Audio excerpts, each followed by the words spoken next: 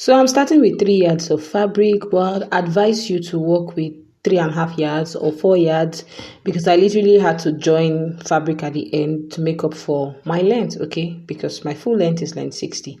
So the first thing I went ahead to do was to open up my fabric like this. Then I went ahead to fold it. See the way I'm folding it?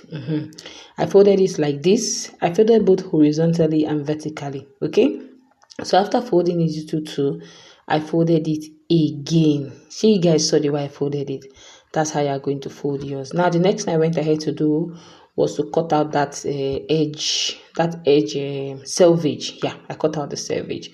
So now the first thing I went ahead to do was to take my neck width at 4 inches and my neck depth at 1 inch. Okay, so after taking my neck width at 4 inches and my neck depth at 1 inch, I just went ahead to connect it together. Okay, so now after connecting it together, this is what we have here, ladies and gentlemen. Now the next thing I went ahead to do is at the end, I came down by 1 inch and I connected it to my neck width. Okay, so now I came down by 1 inch, I connected to my neck width and I slanted my shoulders. Okay, you guys know that this is like a kimono sleeve, so it extended to around my arm. Okay, so now I placed my tape and from the top I marked 40 inches downwards. Okay, now I'm marking 40 inches because that is my short gown length. So you are going to mark your short gown length. So if your short gown length is 38, mark 38. Okay, me, I marked 40 because that's my short gown length. So now the next thing I went ahead to do, I took the distance between those 2 points, and what I just did here is from the total width there, I came in by 3 inches. Okay, not 3 inches, I came in by 2 inches. Okay, so I came in by 2 inches, and at that my short gown length, I also came in by 2 inches. Okay, so I came in by 2 inches and I just drew a straight line. So now after coming in by 2 inches, the next thing I went ahead to do was from that 2-inch mark at my at my short gown length, I went up by 10 inches and I just slanted it in because I want to create a little crown effect. Okay. So now after doing this, the next thing I went ahead to do was to cut out my neckline. Okay, so I just went ahead to cut out my neckline. I know you'll be like, Ada, you're cutting the front and back together. Yes, wait for it. Okay, so now I just went ahead to cut the hem as well. That's the sides around the down part. So now I extended my tape upwards by 1 inch. Remember that we slanted our shoulder and down by 1 inch, and I marked 6 inches. Okay, so now because I don't want you guys know that it has like lace. Okay, so I didn't want the lace to be too revealing, so I came down by 6 inches. But you now come down by 8 inches or either 9 inches if you want exactly what is on the thumbnail. Okay, so now after coming down by 6 inches, remember, if you want yours to be a little bit lower, come down by 8 inches or 9 inches. Okay, so I came down by 6 inches and I just drew a straight line. Okay, so this is what we have here. Now after drawing a straight line, the next thing I went ahead to do was to slant it. Okay, I just from that point I slanted it to my neck width. Okay, so after slanting to my neck width, I want to make sure it marries directly into where my neck width starts, where my neck width stops. Okay, so now after doing this, the next thing I went ahead to do was to take out one piece. Now that piece I took out is the back piece, and this piece left on the table is the front piece. Okay, so now I just went ahead to realign my fabric, make sure everything was well relaxed, and the next thing I went ahead to do was to cut it out. Okay, so I just went ahead to cut it out, and I also went ahead to cut out the neckline because remember that the front neckline is V-neck. Okay, so you see why we slanted it. Okay, so now we're going to replace this part with a lace fabric, and this is a black chantilly lace fabric. I bought this fabric a while ago. I think it's been about maybe 6 months and I didn't use it for anything.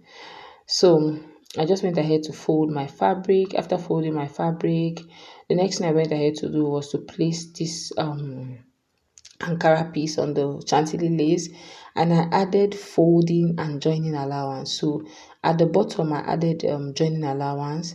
Around the neckline I added folding allowance so that I can effectively fold the neckline. Okay, so I don't have to use bias to turn that over. Okay, so now After cutting it out, this is what we have here, ladies and gentlemen. We don't have need for the Ankara piece anymore. Moving forward, I worked with the chantilly lace fabric. Okay, so now for the front part, I just placed them on each other. This is what the front part is going to look like. Okay, so now the next thing I went ahead to do was I was showing you guys, the bottom, just the overall look. Okay, so now I was trying to tell you guys that, remember I told you guys that you should work with either 3.5 yards or 4 yards, because if you work with 3 yards and your full length is 60, you won't get like your desired length. So I had to add chantilly lace to the hem of this gown to make it up for my full length. Okay, and that one is another design, right? Yeah, so now this is what we have here for the front part. So the first thing I went ahead to do was to for the front part, of course I attached the lace to the front part, but just like I did for the front part, for the back part I'm just going to attach this chantilly lace to the hem as well to make up for my full length. And I used this bias to turn over the neckline for the back part. So first of all, let's start with the hem. So for the hem, I just went ahead to attach the chantilly lace to the hem. Okay, so after attaching the chantilly lace to the hem, I pushed my seam towards the Ankara part and I just give it a good top stitch. Okay, because you don't need that thing poking out, you need it to be in place. So I just went ahead to top stitch it. Now you guys, if I'm sounding low, okay, my baby is sleeping, I'm trying not to wake him up. Okay, so now after giving it a good top stitch, this is the back part.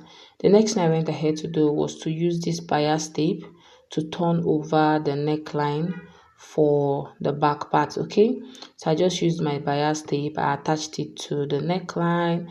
After attaching it to the neckline, I gave it a good top stitch. Then I went ahead to fold it and top stitch again. I know all of you be like, Ada, it's not top stitch, it's under stitch, whatever. I've told you guys I'm too old to start learning new words. Okay, so after properly turning over the neckline for the back part, ladies and gentlemen, this is what we have here. So now for the front part, remember we added them folding allowance to that part when we were cutting it out.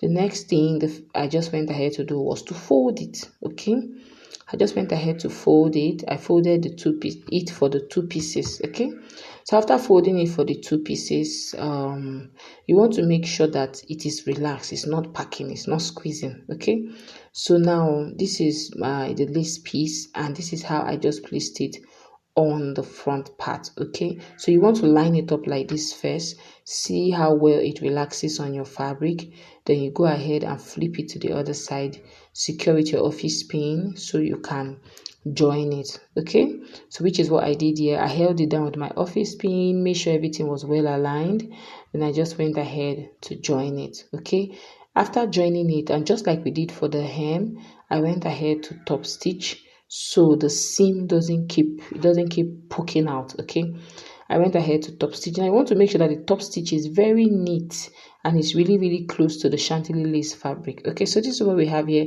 after I joined it and I top stitch. The next thing I went ahead to do was to grab the back part, placed it on the front part, and I'm just going to join it on the shoulder line. Okay, so I joined it on the shoulder line, and you guys, if you know me very well on this channel, I join with like 1 cm joining allowance. Okay, sometimes if I add 1 inch joining allowance, I join with 1 inch joining allowance, but looking at this, you already know that it's around 1 cm joining allowance. Okay, so now after joining it, the next thing I went ahead to do was to top stitch the seam towards the Ankara piece so it doesn't poke out, so that the chantilly lace is neat, it is clear. We are not seeing any seam anywhere when we wear this bubu. Okay, so now after joining it on the shoulder line, from the top I came down by 10 inches. Okay, so from the top I came down by 10 inches, and for the other side too I came down by 10 inches. So from that 10-inch mark downwards, I just went ahead to join the sides. Okay, so I'm joining on 1 cm joining allowance. Okay, so I went ahead to, I'm just showing you guys that we're going to join from the 10 inches mark downwards. I'm just going to go ahead and join the side, and after doing that I went ahead to fold the hem. Okay, so from the 1 inch mark downwards, I just went ahead to join the side of this bubu I was just joining and joining, and of course my thread. Are you even a tailor if your thread doesn't cut midway you're sewing? That thing is so annoying. Okay guys, so I just went ahead to join. I made sure everything was well aligned. That part where I attached the lace at the bottom, I made sure it was well aligned. And after doing that, the next thing I went ahead to do was to fold the hem. Okay, so I just went ahead to fold the hem so we don't have any rough edge anywhere. I just went ahead to fold it. And you guys, I know you guys have noticed that I have not been around for a while. That's because I had something I was working on. In due time, I will share with you guys. Okay, so now for that place we left opening for the hand or for the sleeve, okay, for your hand to come out, this is how you're just going to fold it. Okay, you're just going to fold it like this. Now after folding it, you're going to top stitch. After folding it, you're going to open it up like this, and you're going to top stitch. So you just fold that opening, you just fold it and you top stitch. That's how to finish your, is it hand hole now, or your makeshift sleeve. You know, this is like a kimono sleeve. Okay, so this is what I went ahead to do. That opening for the hand, I just went ahead to fold and sew, and this is what it looked like after I folded and I sewed on it. So you guys, this is what the finished gown looks like. Very simple, very straightforward. This gown is very easy to make, and it's something that if you want to maybe want to do some easy projects when it comes to sewing, is something you can easily do. Now you guys, you can see that the lace is not really deep for this one because I came down by 6 inches. But if you want your own down, this is the first one I made, okay, and this one I came down by 9.5 inches. So 9.5 inches was too much, so definitely come down by either 8 inches or 9 inches.